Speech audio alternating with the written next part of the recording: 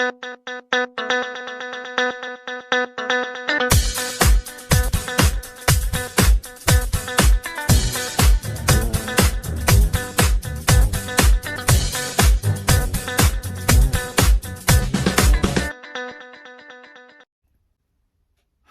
it's Rachel. Welcome back to my channel. So today I'm going to add a news segment to my channel, and it's going to be called Transgender News. I was thinking of something I could do that would mean that I would be more active on my channel. I really don't want to leave my channel where I'm not making videos. I really want to be putting out content regularly, and I thought this would be a good way where I could just get in front of the camera and talk about some transgender news. I've just found some stories on the net that I thought were interesting, and I'm just going to tell you about those, what's happening in the news, and then I might discuss them a little bit. And if you want to discuss underneath in the comments, please do, and then in a follow-up video later on I can discuss that more, so we can have a bit more of an interaction through these videos. So the way I'm going to structure these stories, I'm just going to look for stories that are interesting, that I find interesting in the news. That could be in the UK, could be in America, could be anywhere in the world. So the first story today: transgender youth will no longer be prescribed puberty blockers, NHS England says. Trans youth will no longer be prescribed puberty blockers at NHS England gender identity clinics in a new blow to gender-affirming healthcare. On Tuesday, the 12th of March, NHS England confirmed the medicine, which has been described as life-saving medical care for trans youth, will only be available to young people as part of clinical research trials. The government described the move as a landmark decision. It believed such a move is in the best interests of the child. Trans youth charity Mermaids said the announcement is deeply disappointing and represented a further restriction of support offered to trans children and young people through the NHS, which is failing trans youth. There were virtually no first appointments offered in 2023, with ever-growing waiting lists of over 5 years, Mermaids said of the current gender referral process. The statement continued: those currently prescribed puberty blockers won't see any changes to their treatment, and this is a pause on prescribing, not a ban. It's also important to note that puberty blockers can be just one possible part of a young person's gender journey. However, this news still comes as a blow and will deeply affect our communities. Mermaids said it will continue to advocate strongly for access to timely, holistic, and supportive healthcare for trans youth, which includes access to puberty blockers for those who need them. The charity said everyone, including trans youth, deserve access to healthcare and to live happy and healthy lives. So it seems that in England at the moment, anyone who's under 18 will not be able to be prescribed puberty blockers. I myself didn't start transitioning until after I was 18. So obviously I was prescribed blockers in the UK, but it does mean that anyone who's under 18 is going to have to struggle now to obviously get puberty blockers if they still want them.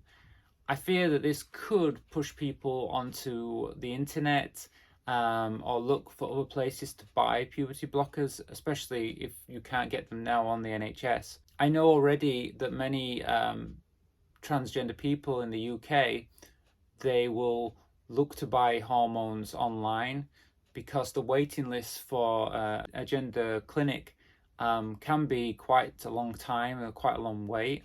So I fear that this could just end up making it so that a lot of young transgender people will have to go and look for hormones, say overseas or online, which countries such as India and I know Thailand, you can buy these over the counter in a pharmacy. So it's just going to send people away. Instead of offering the healthcare at the hospitals and at the clinics here in the UK, it just means that people are going to be prescribing the hormones to themselves through the internet. So I think it's quite sad, really. Anyway, if you have any thoughts on that, please leave a comment underneath and we can maybe talk about that later. So the next story I have today: just 1% of trans teens detransition after starting medicational treatment, study shows. Research published in the medical journal JAMA Pediatrics earlier this month revealed that of all the under 18s referred to a youth gender service in Australia between 2014 and 2020, just 1% detransitioned after beginning to receive medical treatment such as hormones or puberty blockers. The study featured 548 under 18s referred to the Child and Adolescent Health Service Gender Diversity Service at Perth Children's Hospital, the only service in Western Australia, during that period. While 29 patients, 5.3%, reportedly re-identified with their birth-registered sex before or during their assessment, only 2, less than 1%, did so after starting to receive puberty blockers or similar hormone treatment. This means that more than 99% of those who followed through with puberty blocker treatment did not detransition or regret their choice. The study concluded that longitudinal follow-up studies, including qualitative self-report, are needed to understand different pathways of the gender identity experience. The results seem to debunk claims made by anti-trans groups that physically reversible medical treatment, including puberty blockers, for trans teens should be banned over fears that they could regret the decision later. This argument has been used to justify hormone treatment bans across at least 22 U.S. states, including Texas, Arizona, and Oklahoma, according to research from Human Rights Campaign, HRC, in November. It is believed that at least 35.1% of all trans youth live in states that have passed bans on gender-affirming care. The attack on gender-affirming care is relentless and changing every day, the HRC said.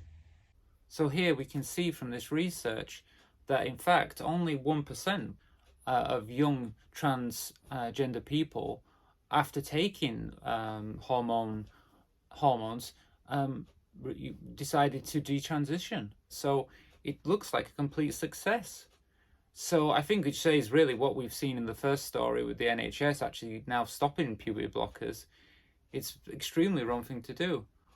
Also, I mean, I hear a lot about in the US that there's a lot of states that are like trying to ban hormones and ban everything for trans people. And I think again here we go and we show that actually the research says that actually this is the best care.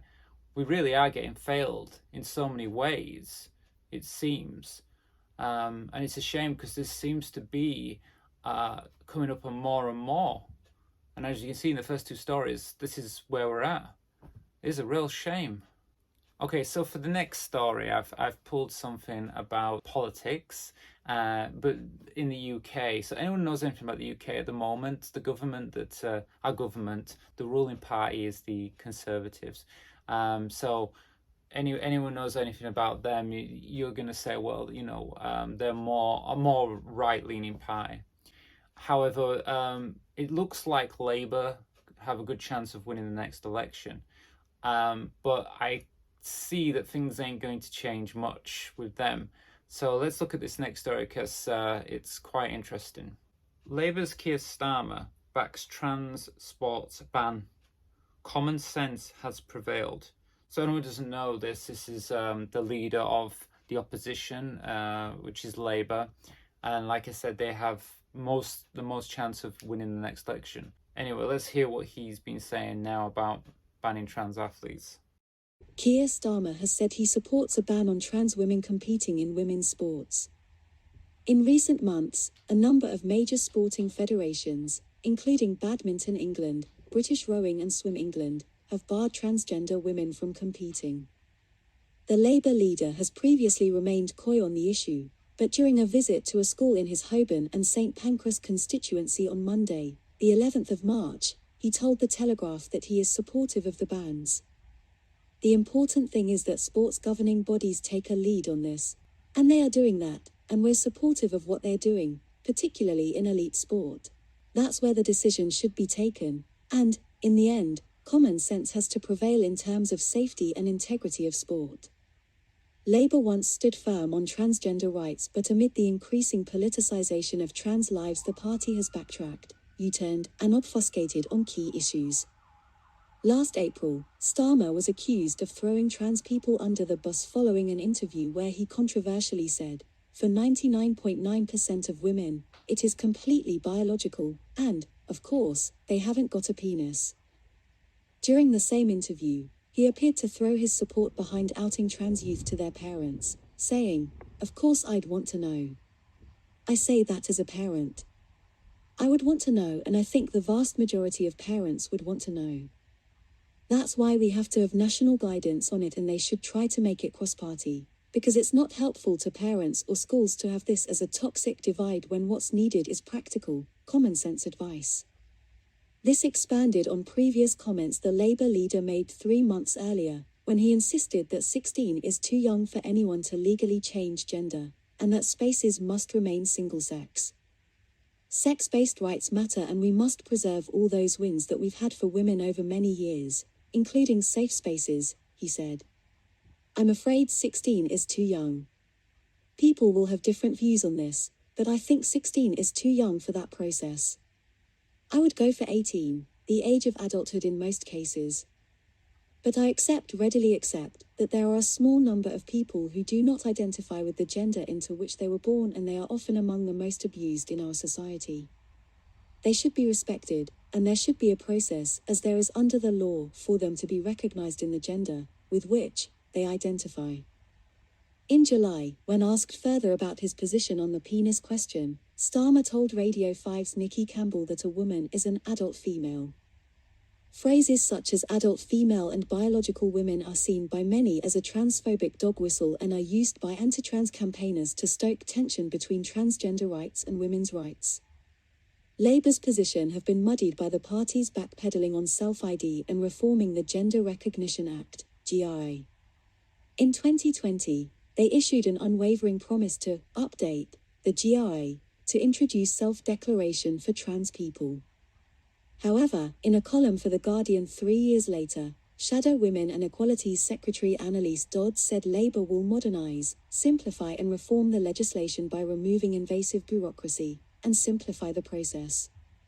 She added that Labour's vision of reform would keep the medical diagnosis of gender dysphoria as an important part of obtaining a gender recognition certificate, confirming that the party no longer supports self-ID. I think this is quite interesting because it looks like Labour has quite a good chance of winning the next election, and so what his opinions and what his party's opinions are will affect trans people in the next few years. Unfortunately, he's come out that he agrees with the ban for transgender women in sport. Well, I think everybody has a different opinion on this, and I would be very interested. So if you have any opinion on this, I'd love to have your comments below to at least let me know, because it's something I would like to discuss more about, because it is something that I think in the transgender community it's quite an interesting subject and something we need to talk about it. I do have my own opinions about it as well, and I might make a video on this at a later date.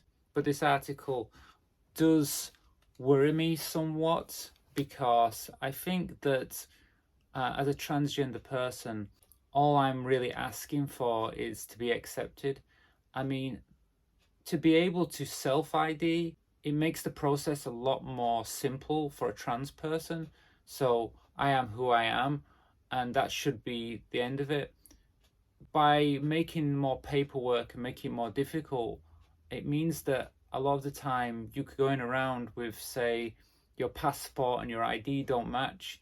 But to just self-ID and just to be able to change all your documents to match your gender, I think it's so much more simpler. And really, for a trans person, we don't want to be spending all our time doing paperwork and things like that. We just want to get on with our lives, get through our transition and get on with living. We're not really wanting to spend all our time trying to prove that we are who we are.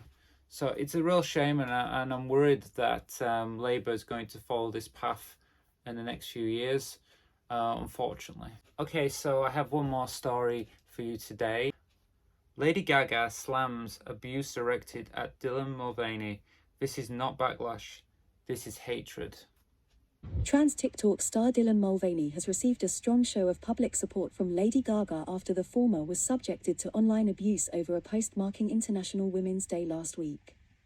On Friday, March 8th, trans actress and influencer Mulvaney posted shots of herself and Gaga from a recent photoshoot for House Labs, Gaga's own makeup brand, and captioned it with, "Happy International Women's Day." Mulvaney, 27, subsequently received what Gaga described as vitriol and hatred for daring to post a photo celebrating International Women's Day, with some commenting that Mulvaney should not be representing women because she is transgender, and many comments misgendered both Mulvaney and Gaga. There have long been baseless conspiracy theories about Gaga being transgender due to her long-standing support of LGBTQ+ people. On Monday, the 11th of March, Gaga posted the same photo as Mulvaney onto her own Instagram with a lengthy caption showing a defiant display of support to the young star. A post shared by Lady Gaga, @LadyGaga. The Rain on Me singer wrote, "It's appalling to me that a post about National Women's Day by Dylan Mulvaney and me would be met with such vitriol and hatred. But it is not surprising given the immense work that it's obvious we still have to do as a society to make room for transgender lives to be cherished and upheld by all of us. I feel very protective in this moment, not only of Dylan, but of the trans community who continues to lead the way with their endless grace and inspiration in the face of constant degradation, intolerance, and physical, verbal, and mental violence." She also derided the common use of the word backlash to refer to the hatred that Mulvaney has regularly been subjected to since a social media partnership with Bud Light last year sparked outcry from bigots. "I feel it is important to clarify that hatred is hatred, and this kind of hatred is violence. This is not backlash.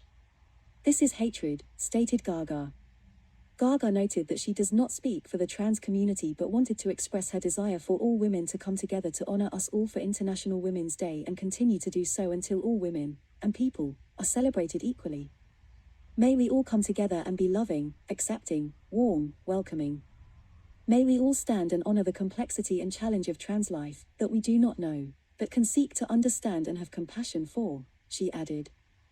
Gaga has been an outspoken advocate for the LGBTQ+ community for many years and has long been considered an icon to many LGBTQ+ people.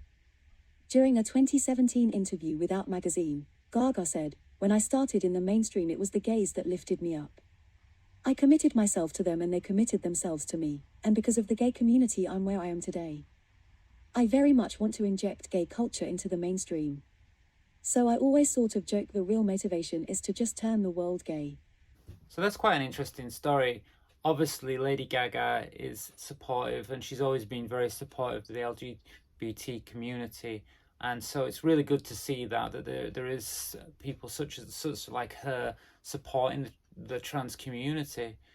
I think that over the recent months there has been a lot of news regarding Dylan Mulvaney, and I think that she can be hit at but quite often by many people that obviously hate anything to do with transgender people. I don't see anything wrong with her celebrating National Women's Day. She identifies as female, so why shouldn't she be able to celebrate that? But it's good to see that Lady Gaga is supporting her and in turn is supporting the trans community in general, which is great to see. So I'd just like to thank you for watching. This has been my first attempt at this type of a video. I'm going to keep changing things around until I get into a kind of way that works best for me. But I think it's quite interesting. It brought me to some news that I wouldn't probably have noticed if I hadn't done this. So I'm going to make this a regular segment if it's successful. So the best way that we can make this successful is please subscribe, like, share, and obviously make some comments. I think the comments will be really useful because then I can get an idea of what your feelings are about each of these stories. And if there's some stories that are in the news that you think that I should cover, just make a comment below and I will try to cover those stories. Like I say, I'm trying different things, and this is a new idea that I came up with, but I find it quite interesting. It's good to know what's going on in the news, and whatever I do, I'll make sure that I keep making content for everyone who's subscribing. If you do like my content, please consider joining my Patreon. I'm going to be putting lots of new videos on there soon, and those videos won't be available on my standard YouTube, but will be available there. I'm also going to be putting some videos on a early release. So for example, I may have a video coming out on the Friday, but what I'll do is I'll put it there, I'll put it on my Patreon maybe on the Tuesday, so you'll have a couple of days before to see those videos. So it will be worthwhile joining, and obviously any support that I that I have will just mean that I can keep making content like this. So thank you for watching, and have a nice day, and I hope to see you again soon.